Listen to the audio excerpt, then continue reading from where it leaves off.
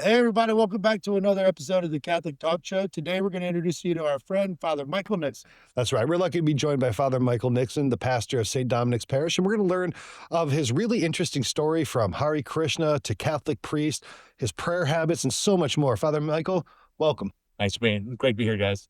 Thanks for being here. Thanks for coming.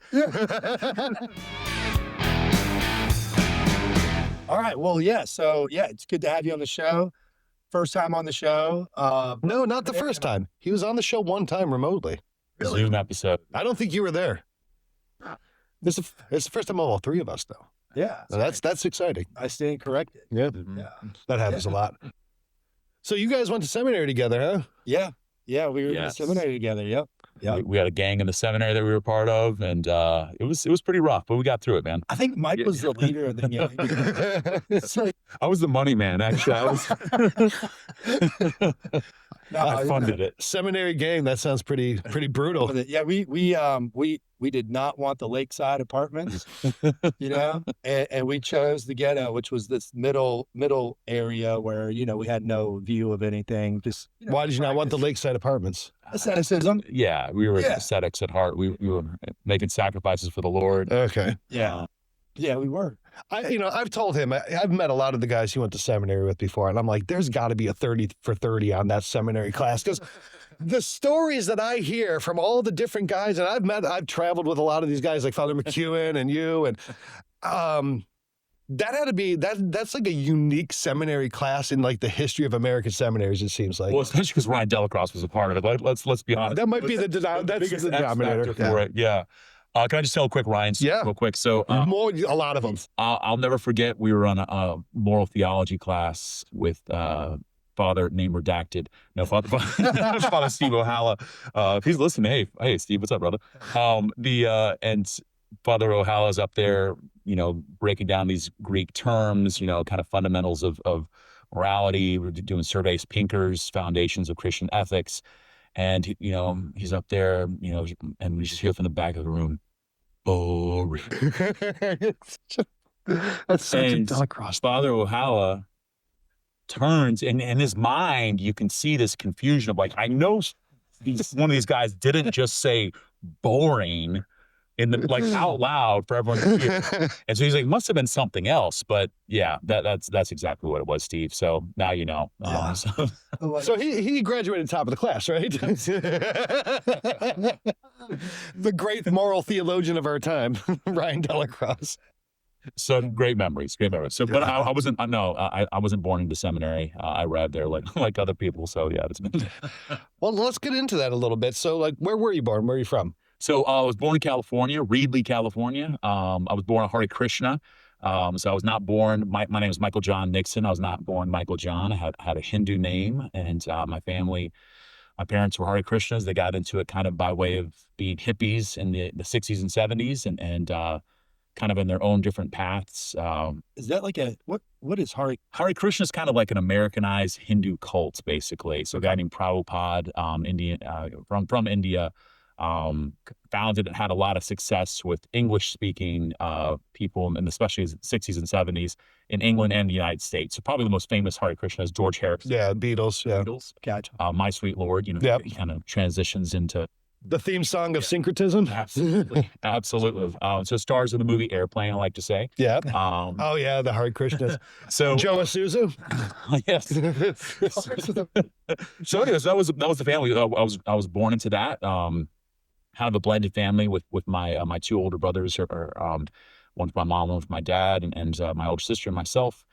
And so that's what I grew up in that. I've never met a former Hare Krishna, and I don't really know much about the beliefs or the theology, but it seems like kind of a long path from that to having your dreams fulfilled sitting here with us. Absolutely. To finally being on the Catholic Talk Show. Yeah, how's that come? No, it's huge movements of tragedy and grace is really kind of, and really the mercy of God is kind of the story of my family and how we ended up where we are. So we were always kind of poor and kind of just getting by through the years. My dad found a way to make money, which was ended up in federal drug trafficking charges. So my dad was arrested when I was about just when I was like 2 or 3, almost 3 years old. My dad was arrested on those charges and sent to prison across the country. So we lived in California. He was sent to Missouri, which obviously was a horrible time for my family, for my poor mom during that time, for my dad as well, going through all that. How old were you during that time? So remember a lot of that? Yeah, it was up until I was 6 years old. Wow. So for the next 3.5 years or so,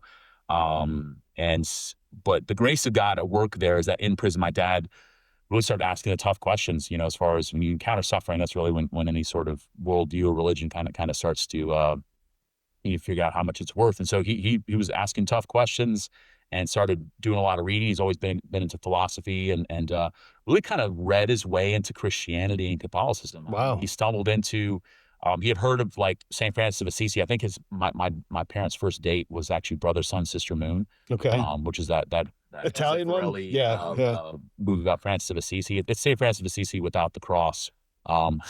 It's recasting Francis as, a hippie. Absolutely. Yeah. And so my dad didn't realize Francis was Catholic. He's like, oh, okay, this cool dude from Italy. Funny story. We were just in nice row, bro. We were just in Assisi last year, and Thad and we were there. And we had a whole day, and all the other pilgrims are kind of cruising around, going to these little shops or whatever. I'm like, let's go down the hill. Let's go to see the original chapel and where he lived. So we go down the hill. We get completely lost. Had no idea where we're at. And then took a wrong turn, and we ended up on like these farms. And then we saw all these little nuns, these Polish nuns singing. And it was like a complete hippie experience. We ended up like picking flowers and putting them in our hair and like hitchhiking our way back because we got like 5 miles away from where we were supposed to go, and we got completely lost. And these Italian people picked us up. So they're still there. There's a little bit of hippiness in St. Francis. So I can see it. Well, just enough.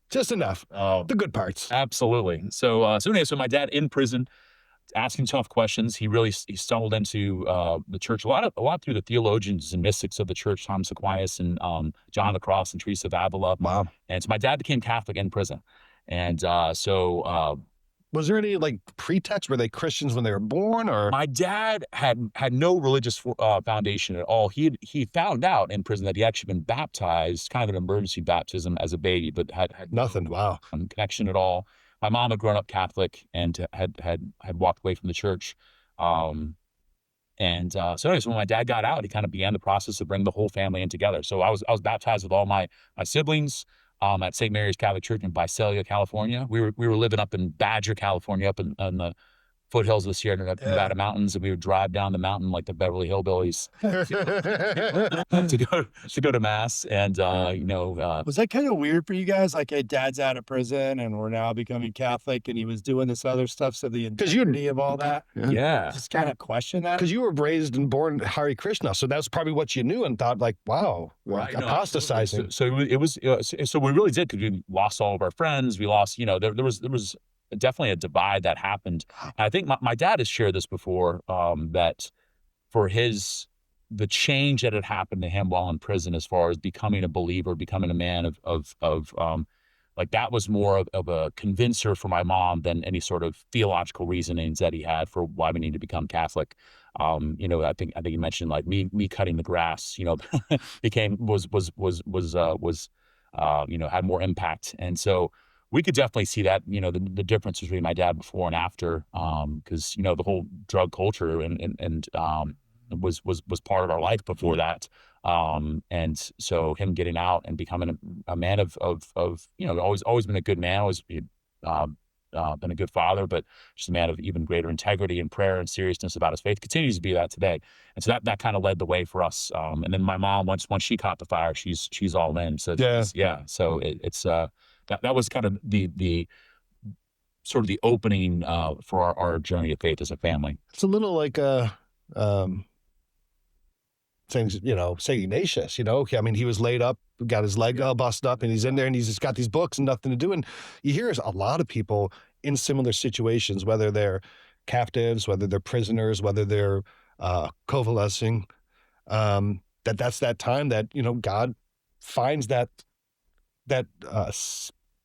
space to work. That's an amazing story. Absolutely. No, yeah. And my parents can go into much more detail about just their own kind of their own ups and downs throughout that time. But I agree, it's that God met my dad and my family too at our lowest point. Yeah. And when we recognize, because so that's one of the things. I love prison ministry now. It's one of the great gifts that I have as a priest, and just my parishioners that do prison ministry too. We have some amazing people in my parish that do it every single week, and that you're meeting people. And so often in prison ministry, it's kind of wild because you're dealing with people who've a lot of times done some Prisoners, crazy or even horrific things in their lives. But so often the kind of facades that we build up are sort of stripped away. The place of I'm important because, and you still can cling to that in prison, but so their readiness to hear the gospel, the readiness to be able to actually talk to God and have those deep conversations. They have the time for it, and a lot of times it bears abundant fruit. And death of my dad would be a great example of that. A lot of times I think people think of prisoners as just guilty people, and largely they are. I'm sure there's some innocent people in there, but number one, they have dignity. Number two, our Lord himself was a prisoner. He was a prisoner of the state for breaking the law. I mean, by legal definition, he was a convict and a prisoner. And that just goes to show that there's still a dignity to the people in prison. And prison ministries, you're right, is just such a beautiful, impactful ministry because you're reaching people at their lowest, just like Christ did in his incarnation, condescending, going down into the lowness of the human form and taking on the flesh. I mean, there's just so much the parallels between that. You're also given like some form of incubation too, where you know that you're going to be there for a long time. So like your perspective of your life before, like what you can do and the distractions and the things that you're involved in get kind of reduced down to like, okay, I'm here for 5 years. You're limited by what you can put effort into to go do. So a lot of people do themselves or even seek other ways to improve, where they're at when they get out. I'd be lying if I said I've never been in jail, Ryan. Yeah. I've known a lot of guys that have been in jail. I mean, part of my convict ministry with you guys. My problem is every time I went to jail, I knew everybody there. It's like, well, dude, you started my team. I'm like, So you were importing your prison gang mentality into the seminary, right? Oh man, we had some games. Oh no. Basketball court in seminary is no joke. Basketball games I think I've ever played. Yeah. So, okay, the family converts. Prison and seminary. Prison. We have a lot in common. Incubation, seminary. It's all there. Yeah. Same thing, tomato, right? Yeah. Prison, seminary. Might as well learn about God. Was that what you were saying at the seminary? Boring. So, we do that actually. I've heard that story before, and we'll be doing like calls internally for work. And like, we'll be getting into details, and I'll just be like, boring. Do the Delacroix. Types in like, I'd rather be reading the dictionary than this. I think that was the follow-up line. So, okay. The book was pretty good. It was just yeah. Attention span. I love him. He's a great guy. So your family goes through this conversion, which had to be wild. Yeah. And then I'm sure the faith life of your family developed from there, and your family going down the hill, going to mass. When did you start then hearing a call towards the priesthood? When did you start discerning? Yeah, so I could praise God. It was actually pretty early on after that. So I've always I inherited this from my dad. I've always been a reader, so reading's always just been huge for me. And so when I was in 5th grade, I read a book about St. John Bosco, who's still one of my favorite saints. I got to go to Turin, Italy this past year, and actually go to where he's buried. I went to his tomb there too. Incredible place. But anyway, so I read this book about St. John Bosco, Italian saint, 19th century, phenomenal man of God. And I read that book, and as a 5th grader, I was like, I want to be a priest. So that was very, very clear to me. Cool. After that, as I that was a very clear for me. And then girls got more interesting, and then life continues to go on. But it was always like a possibility. Yeah. I really credit that encounter with St. John Bosco and just the faith being something that was so at the surface, it was deep and profound, but it was so constant for us as a family because we had gone through the conversion process, because prayer was a normal part of our life, because discussing theology or philosophy or apologetics was normal for us. That it was always a possibility. So even after that time, for the rest of my rest of my adolescence, I was like, okay, it's possible I could be called to be a priest, and that is a great calling. It was nurtured. Yeah, I would say, right? Like, I mean, it's, a lot of parents send their kids to like CCD or religious ed and all this stuff, but it is very important to nurture your children's faith at home. I think this is a really good example of how you can lose a calling, right? Yeah. If it's not nurtured by a parent or just at least cared about in a sense where they care about your faith life. It doesn't have to be philosophical or theological, just be just small things that you can do. I've talked to a lot of vocation directors, and they say that really maybe the number one impediment to young men or women joining the religious life is their parents saying, yeah, I would love more priests, but not my son. I want grandkids, and it becomes a kind of, they just told me, like, you don't really have to do that. And I'm like, I know I don't. That's the whole reason. Yeah. But it's just perspective, right? It's not like, I hate my dad. He didn't write it. No, it's just like, hey, you don't understand this, and I have to do it. Like, this is between me and God. Mm-hmm. That's something that was for him, So then, how then did that calling become more real, more crystallized? Did you like experience doubts, or was there a moment of clarity? Yeah. So going on into high school, by the time I was in high school, my family moved to Tallahassee, where they are now.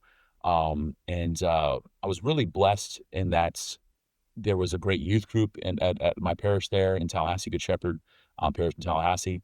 So that was kind of the first time where I had like kind of peers that were into their faith and living it. My family had always been a good, had been nurturing my faith and my walk with Jesus. Beginning to see that as a high schooler, going to Steubenville youth conferences and other events and retreats and things. It was something that was always, it was just a good positive experience that was helping me to try to be a better person as a high schooler. And then I got into college at Florida State somehow. And got, at FSU, the campus ministry there, the Catholic Student Union, was dynamic and awesome. That's what really helped me to begin to not just own my faith as in something this that I believed in, but began to open up the door for like, I'm actually called to walk with other people. Like, so beginning to move from like the faith is this thing that I'm working on and I'm trying to get better at. I'm trying to like, I actually should care about other people and their walk. And so learn how to evangelize, learn how to be a disciple, learn how to disciple other people. That was just a huge part. And so it was really beginning to do that encouraged me I was dating someone for about a year in college, and she's awesome, continues to be an awesome person. But in the midst of that, I kind of kept feeling that call that I needed to seriously discern celibacy, priesthood. And so we broke up for a time for me to be able to do that. And it was kind of one yes after another. Wow. So Monsignor Slade Crawford. Oh my gosh. Man. Yeah, no. And so we just had the funeral mass. I actually just preached the funeral mass of Monsignor Crawford. Who's that? So Slade Crawford is a priest of our diocese, 60 years ordained this year, and just passed away just recently. And one of those people whose footprint impacts spiritually, just a giant, absolute giant. And he was actually made the vocations director of our diocese in his 60s. So he'd been a priest for many years at this point. Was he in a monastery too? He started off at 17 in a Benedictine monastery in Coleman, Alabama, and eventually discerned out and was ordained a priest for Mobile, Birmingham, which was then part of Pensacola. Our diocese was part of that diocese at the time, so that's how he ended up with us. But as a vocations director and director of seminarians, just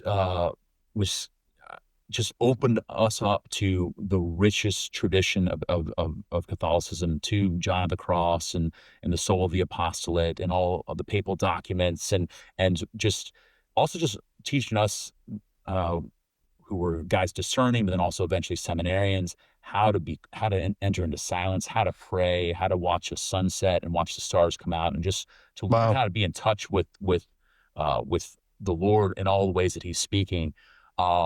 And I'm amazed. I'm amazed at his vitality up until his twilight years. But just the fact that most vocations directors, which are guys that are helping men discerning or entering in seminary, usually they're younger priests. Usually they're the kind of like the hip priest. It's like, oh, what's your Instagram handle? What's your ad, bro? Yeah. And Monsignor Crawford was never any of that, and but was so himself. And so impacted not only us, but guys throughout the whole state of Florida and beyond, and continues to have that huge impact. So he was one, as I was in college, he was actually at Florida State at the time, at the Co-Cathedral St. Thomas More. And so was helping me as I was in my relationship to try to be a better man within that relationship. Then as I began discerning to take those next steps, he was there, he stepped away, and without any sort of ever pressuring or anything, but constantly calling me to be faithful to what God was inviting me into. I think one of the important things that I see looking back on, like even our relationship in the seminary and Monsignor Slade just being a friend too, and some of that guided me as a vocation director, even though I wasn't in his diocese, it still was very important to me. Is that he had this like house that all these guys lived in, they had jobs, and they kind of like straddled the life of like prayer and also.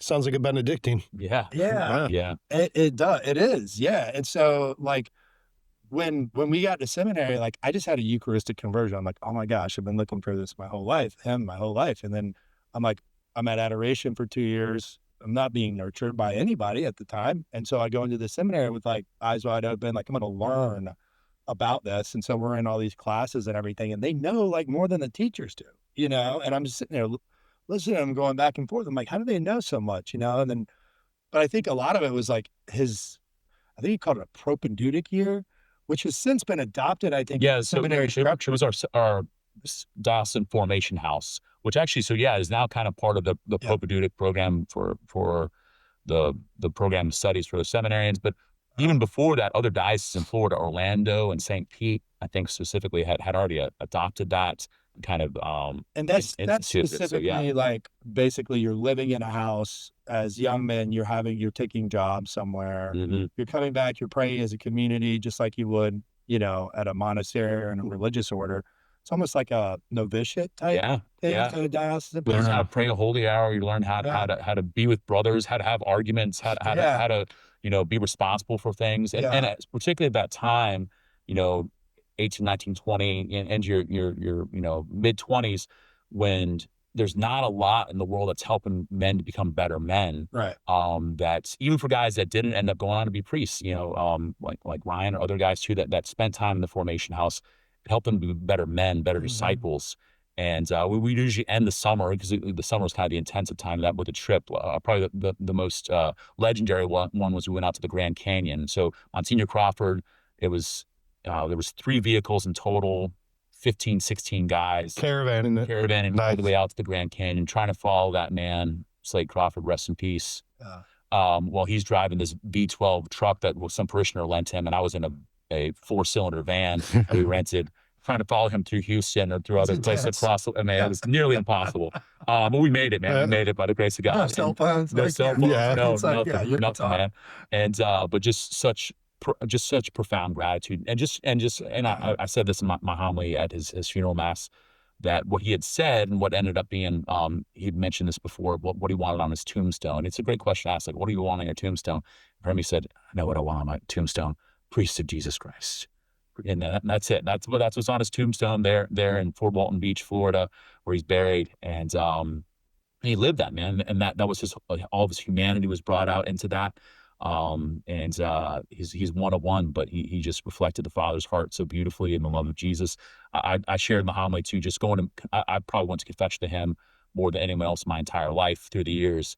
And so that guy's known me from before I got into college, as a college student, dating, beginning to discern, then as a seminarian, and eventually as a young priest, idealistic priest, and then as an old disgruntled priest like I am, and walked with me that whole way.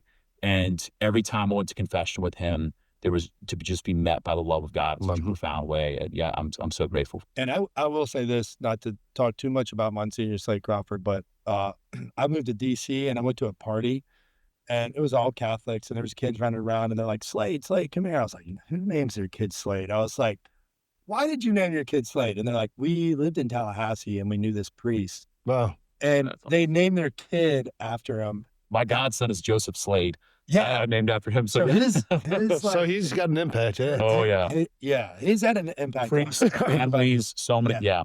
I've heard of maybe 5 to 10 people like that over the course of the last 20 years, where they just impact and they permeate a community and lives so much, and it seems to be a really unique charism and calling. And there's a specific type, and they're like the Obi-Wan type. They're like the spiritual mentor, Love is powerful, man. Yeah. Yeah. You know? And he was the embodiment of it. There's a saying of the priest should be a lamb in the confessional and the lion in the pulpit.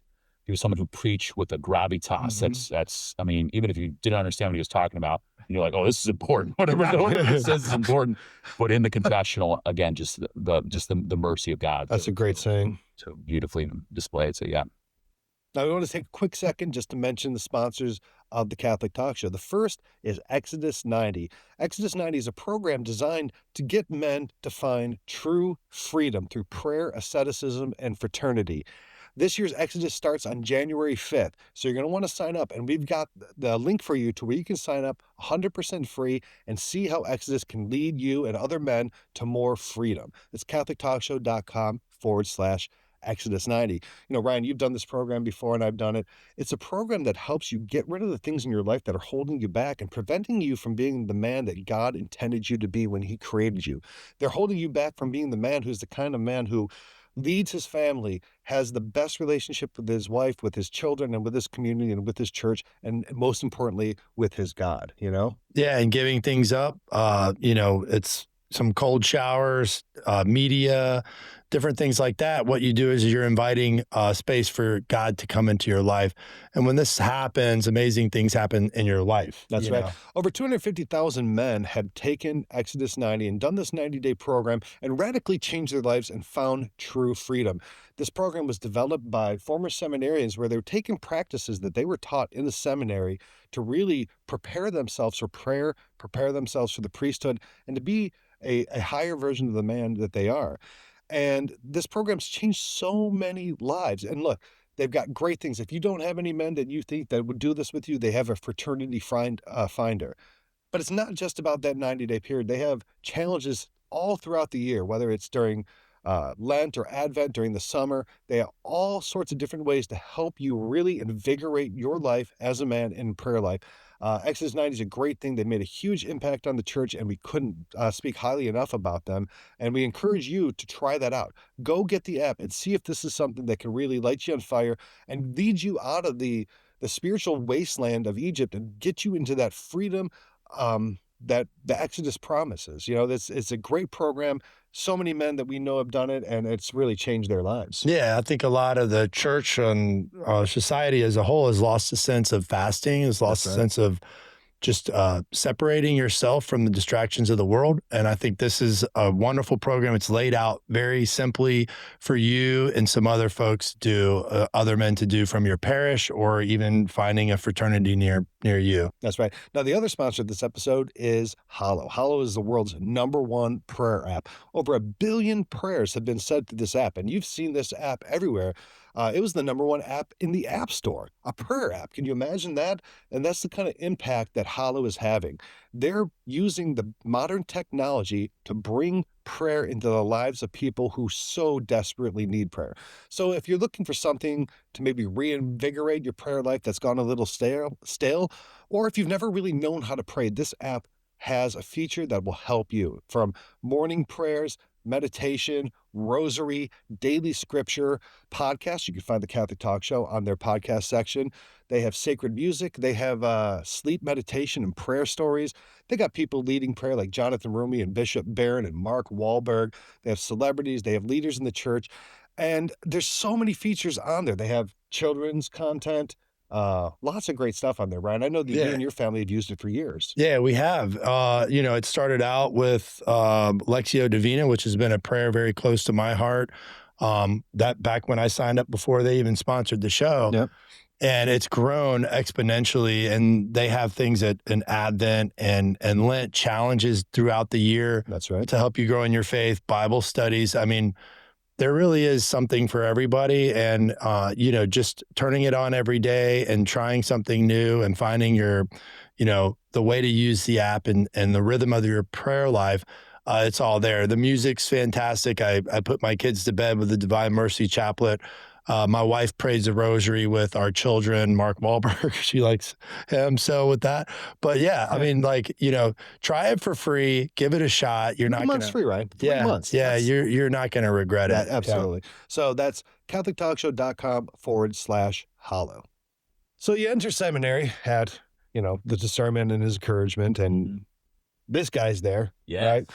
So Just for a couple of years. just for a couple years, but The best years. so you guys know that you got a gang, you guys are playing aggressive basketball. But is there any moment during that process where you have doubts, or any moment you're like, maybe I should walk away from this? Because I'm sure that's a really common experience. I'm sure every priest has experienced it, and everyone who's walked away has experienced it. Yeah, What was that absolutely. like? I mean, so seminary for me was 6 years of formation, and it's intensive in that you're constantly going on retreats and constantly you're in spiritual direction, you're doing self-evaluations and peer evaluations and doing different ministerial things in the hospital or the prison or in parishes, and a lot of stuff that stretches you, and a lot of stuff that you're doing a lot of stuff that you don't necessarily want to do. I think probably the most probably the toughest trial for me, but the best trial for me, I went to summer intensive with the Institute for Priesthood Formation, IPF.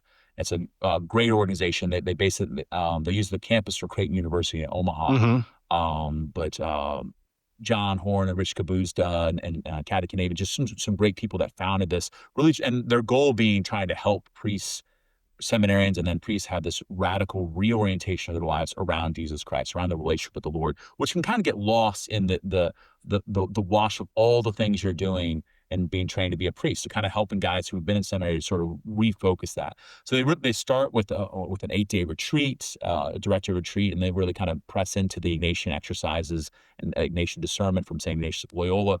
So it was in that time that I reached a point of being able to kind of hand my vocation back to the Lord, and that, like, Lord, I don't want to do this because I was a couple years away from ordination at this point. I don't want to do this because I'm kind of good at it, or because it's comfortable for me, or because like I have a knack for talking in front of people, or ministries or church stuff. So really kind of handing it back to the Lord, and then being moved into really a place of desolation, like a spiritual desolation, where feeling no consolation, feeling no encouragement, feeling no kind of like if you go and pray, you feel like, I feel great after. No, there's no payoff from it. Yeah. Zero payoff. Yeah. And so that really continued for the rest of that summer, and even into the next, even as I returned back to the seminary, where it was a gradual reception again of like, all right, I want to receive this vocation as a gift from God, rather than this thing that I'm just sort of like, I want to do. And it was hard, man. It really was. And I really, having good spiritual direction during that time, having, being able to learn how to pray with my guts, like to just, to just say, God, I'm so freaking tired of this stuff. But I didn't say freaking, I didn't say stuff, and being able to share that with my spiritual director. I remember I said that, I literally said that out loud during. I'm so extraordinarily tired of these circumstances, Father. So yeah. And, but yeah. Sometimes seems possible. But it was freaking was a different word. Stuff was a different word. And I shared that with my spiritual director there at IPF. Really one of the giants, John Esseff, Monsignor John Esseff. And, he said, wait, what did you say? I said, I'm so freaking tired of this stuff. And he says, well, that was your first real prayer all week. Wow. I was like, oh, wait, what? And so like really being able to say, like, to actually be in that place of where I'm God's beloved son. And it's something I preach about this a lot, but it's a lesson I need to keep learning at deeper levels, that so often, whether discernment or just my walk of discipleship, I treat God like he's someone else's dad. Like, like as a kid, you don't throw a temper tantrum at your friend's house because your friend's parents don't love you. They endure you. They're like, okay, you're here because you're my kid's friend. And so you're like, yes, sir. No, ma'am. Absolutely. Oh, please. Dinner was great. All those things. You're on your best behavior for the most part. But you throw a temper tantrum at your home because you're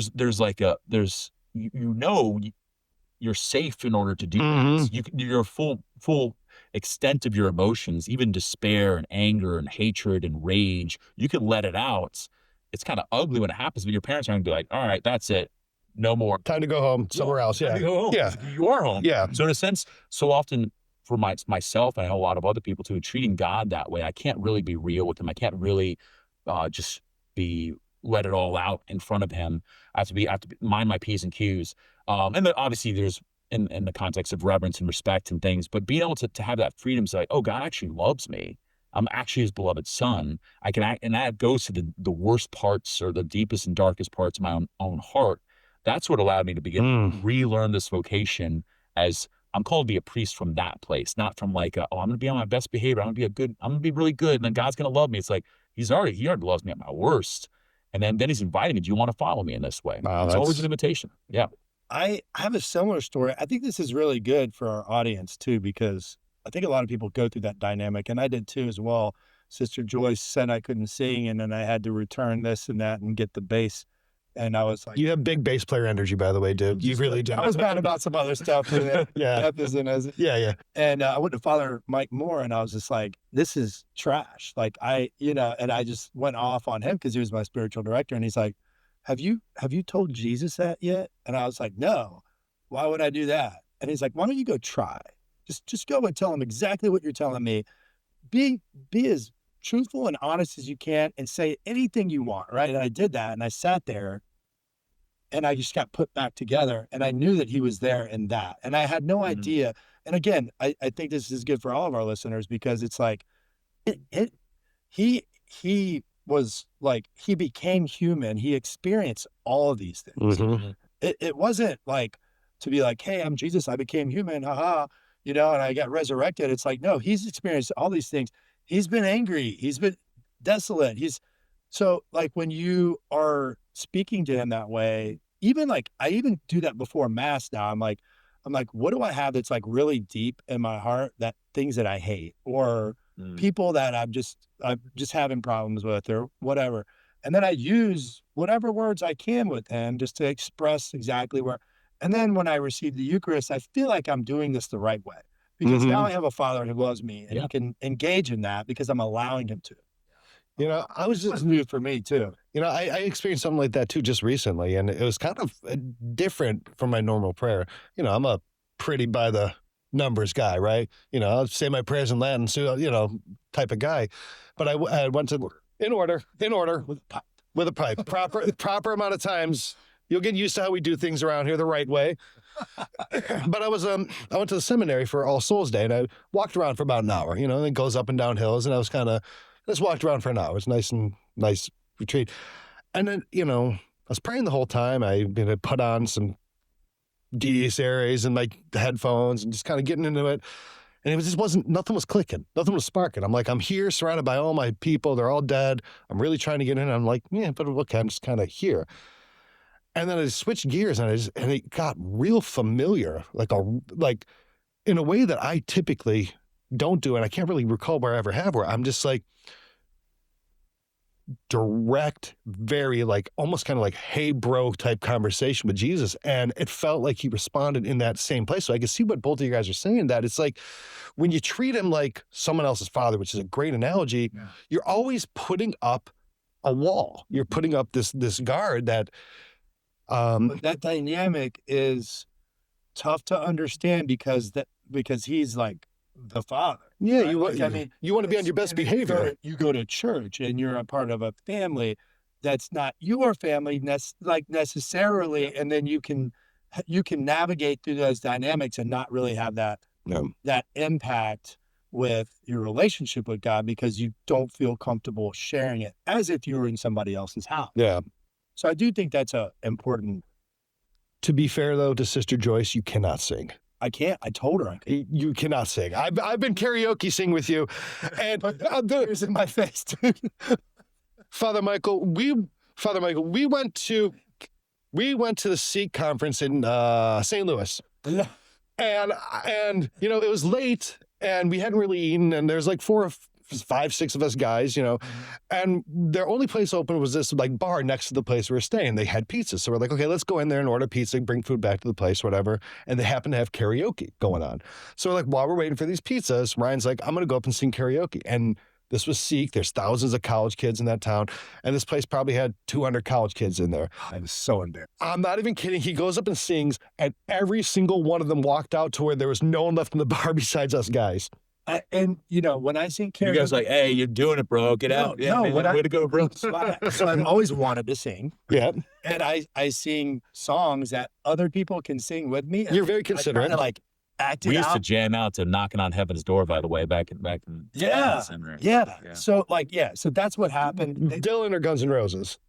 It was kind of a mix of the both. Okay. It was us Okay. playing guitar and just singing as loud as we could. Oh, there's also the Clapton version too, right? Yeah. Okay. Yeah. Yeah. So you cleared out a bar. Okay. Let's get back on a bar. Yeah, back with your singing, which is only thing cooler than a person who brings a lot of bar for music is someone who gets a lot of people out of the bar with music. Thanks for sharing that with everybody. That's all right. That's all right. So, okay. You go through this, you survive the gang life in the seminary. Got your scars you got and jumped in, but you're a made man now. So you're progressing towards your ordination. So what was your ordination like? What were you thinking while that was happening? Because that's a crazy moment. It's got to be. It's amazing. And it's a culmination of so much. And I remember actually my diaconate ordination. So in the church, you ordained what they call it a transitional deacon the year before you're ordained a priest. And so I was ordained a deacon at the seminary. And I remember very clearly, because I had a moment, because that's actually the moment where we make the promise of celibacy, where you're kind of locked in. You're entering the clerical state then. Clerical state, yeah. And so I remember as we're laying down on the ground and, because I prostrate on the ground and Bishop's praying over you. And the moment when it was Bishop Felipe Esteves, who was down at the seminary to do our ordination. And as the bishop's praying the consecratory prayer over us, I remember very clearly all of the stuff that I had wanted to have fixed by the time that this date came around. Like all the places I was like, all the sins I wanted to overcome, bad habits, holiness, discipline, all those things that I wanted to have taken care of before this moment kind of rose up in me, like sort of like, oh man, I still got all my garbage. I still got all this junk. And that really rises up my heart and this very clear experience of the Lord saying to me, seeing all that, saying, and yet I still choose you.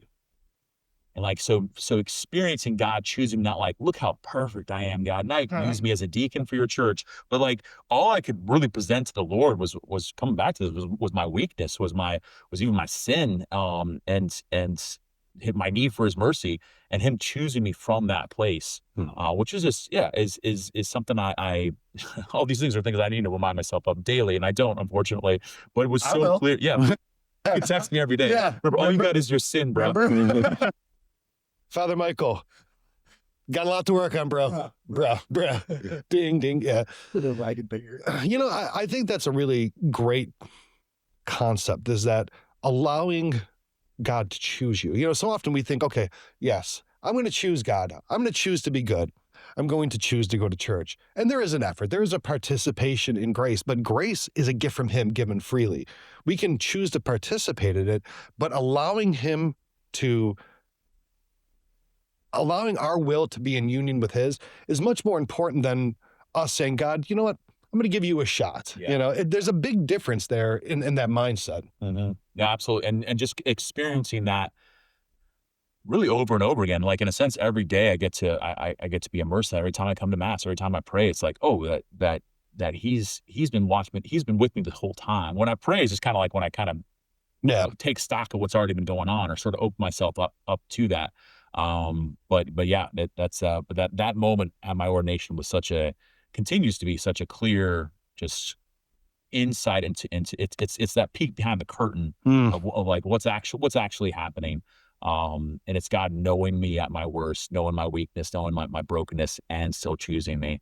And and I've been a priest for 15 years now, which is crazy and amazing and beautiful. Where was your first assignment? What was the shocking thing you learned once you get into assignment? What I learned, so my first time was St. Paul Parish in Pensacola. So I was there my first 3 years. Sounds like you know this. Sounds like he learned that other people are just as broken. That's true. No, so I had a month in the parish, and then I went on 3 weeks. I did a mission trip with Dr. Carol Raza from the seminary. It was one of my heroes in the faith, and just an amazing, amazing woman of God. But she was going to Kenya, so I got to go with her to Kenya, and she was doing some speaking stuff there and help out with some retreats and conferences, which was amazing. My first month, I was in the parish, and it was just everyday parish life.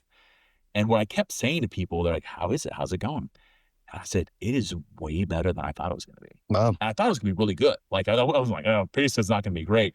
I'm giving my whole life for this." But it was so beautiful being invited in, particularly with confession, but everything, preaching, mass, sacraments, going to the hospital. First time I got a hospital call. I just arrived in Pensacola, and I was out with some other priests, and I get a call, and I was like on a different part of town. I didn't yet have my oil stocks. Anointing of the sick, you have this little thing that you always have with you as a priest. I did not have it. And so I was unexpecting this call. And so so one of the priests there, this older priest, he's like, oh, you can use mine. He gives me his oil stock. And I open that thing up. I don't think this oil been changed since Vatican II. As a pre-Vatican II oil stock, kind of a pre-Vatican II priest as well. Yeah. But anyway, so I got in there and I'm like reading off a phone. The priest, I have my book either, so I'm laying the hands, and I'm like, I'm hoping I'm getting some oil on this guy here. As I did the anointing of the sick, but just being one after another, being invited into those moments. My own ineptitude, my own, greenness, and still learning things, and people still having life-changing encounters with the Lord, and confession or at Mass, and then that led right into going, to be able to serve in Africa, so be able to celebrate Mass on a different continent, in Kenya, and see the faith there, which was incredible. So yeah, those sorts of moments are so just humbling. You realize just how much, like, oh my gosh, I am way out of my league here. Yeah. Like, I don't know. Yeah. Like first time sitting down, I was 27 when I was ordained. And I'm sitting down with someone who says, Father, I'm having an affair. I'm against my spouse, and I was like, isn't there another priest? Notice how priest who's been doing this. I'm like, this is a good preliminary conversation. They can move you on. We're gonna move it up the command chain now. Room to a real priest. Yeah. Wow. I do with Father's my first confession, and I lied to my mom. I'm like, all right, Father Mike is gonna come give mercy. So it was but a lot of those sorts of moments, and just wake up calls. I'm not sure this, but this consistent encounter with the church, as messy and beautiful as it is, as it was just definitely part of my early priesthood, and continues now. So what keeps it all sharp? What keeps it all on fire? Because you're 15 years in. And I know the difference between me 15 years ago and now. You enter into different phases of your life. You have different levels of energy. You have different outlooks. How do you keep your relationship with the church and with your priesthood and with Christ, sharp? And because I've been at I'm pastor of St. Dominic Parish here in Panama City, and I've been here for 12 years. I was 1 year as an associate, and then for the past 11 years, I've been the administrator, then pastor. So within that, a couple of things is I have such a great team of people around me. And so being able to, where I'm weak, they're strong. Where I'm lacking, where I'm kind of wanting to slow down, they're following the Lord with just a lot of just vitality and joy. So that's always one of those things. That aspect, I think just the work that we put in towards people, towards evangelization and outreach as a parish has been huge. To see the fruit of it now with just the number of people who are checking out the Catholic Church, who come into full communion with the church, or the number of baptisms that we had at the Easter Vigil. We do full immersion baptisms at our Easter Vigil. So I'm in the font. We had 20 some odd people this past Easter. So I'm in the font for almost an hour. Wow. As we're baptizing people, and it's a mess. It's awesome. But being able to see people discover the faith, and to see people maybe who may have lost track of the faith for whatever reason begin to rediscover it is so beautiful. And just one of the great joys of my priesthood. I really see my fatherhood there really coming alive, because we're called to be husbands and fathers, as men. And I get to see that and seeing people come into the church and receive the sacraments. So I was walking around with Kyle, and he showed me this center that you guys had, and Catholicism 101 and all this stuff. Are there hundreds of people studying Catholicism that are not Catholics right now in your parish? So I know it's not a numbers game. No. So right now we have our Wednesday night church night, which is just my staff and the volunteers that we have just runs this, and it's amazing. And it's confession and Mass goes on Wednesday nights, bilingual Mass, and then a dinner. Great dinner, $5 a plate, it's fantastic. And then class. And then so we have from the little kids to the middle school youth group, high school youth group, all those meeting at the same time. And then for adults, we have Catholicism 101, 201, and 301 in English and Spanish. So it's all going on at the same time. And so across that, across the church now, we're averaging right around 500 people. Wow. And so that includes young people, other ones too. Right. So as far as people that are checking out the Catholic Church or beginning to, there's a lot, because we also have our OCIA class actually meets on a different day. And so we have that class that's full as well. And so the hunger is there. And what I love about that, have Margaret Rogers, who's just a fantastic member of our parish and part of our staff as well, who teaches the 101. Her and her husband were converts to Catholicism from a very vibrant Protestant background. And so her being able to approach that class that she facilitates and teaches from that perspective of someone who maybe already knows Jesus, but has lots of questions about this whole Catholic thing. I think it's answering the question that people are asking, and it's I love that, answering the question people are asking. Yeah, because we say that all the time, because I look at things and I think that's one of the biggest things the church does wrong, is that they're trying to answer questions no one's asking. Yeah, what's the definition of some type of boring speech, right? Absolutely, answering questions. Boring. That's why that moral theology class, it was not answering any of Brian's questions at that moment. It was no idea. All right, so we're going to do something with you, Father Michael.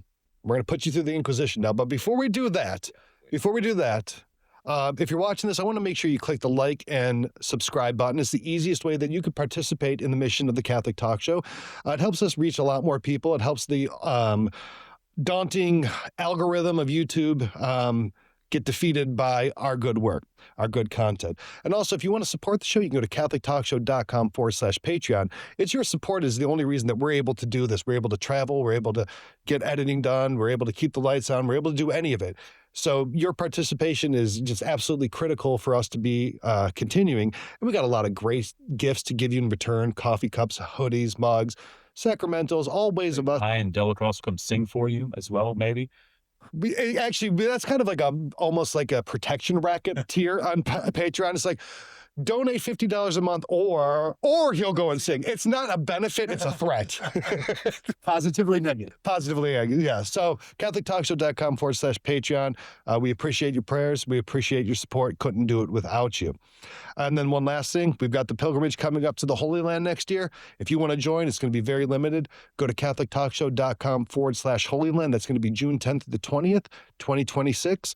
We'd love to have you. We're going to go to all the most important and holy sites in Christendom and walk in the footsteps of Christ, and we'd love to be pilgrims with you. All right.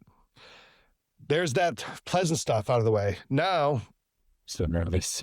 The Inquisition. The Inquisition. We're not gonna throw any crazy questions at you or any crazy theology things, but we're gonna do what we've been doing lately, and we're gonna ask you some questions about your preferences here in the church. So, favorite saint? Favorite saint? Yes. I'm gonna go St. Maximilian Kolbe. Wonderful. Yeah, it could be a lot of others. Do I need to give a defense of that? You can if you want. You don't have to. Inspired by his life, inspired by he was a missionary. He gave up his life for another man in Auschwitz. Great patron for media and outreach, and I got to go to his monastery in Poland a couple of years ago, which was phenomenal. Touched his bed, touched his desk. Got to pray in front of the cell where he died in Auschwitz. Just a tremendous man of God, and love of Maximilian Kolbe. Yeah. Favorite Bible verse?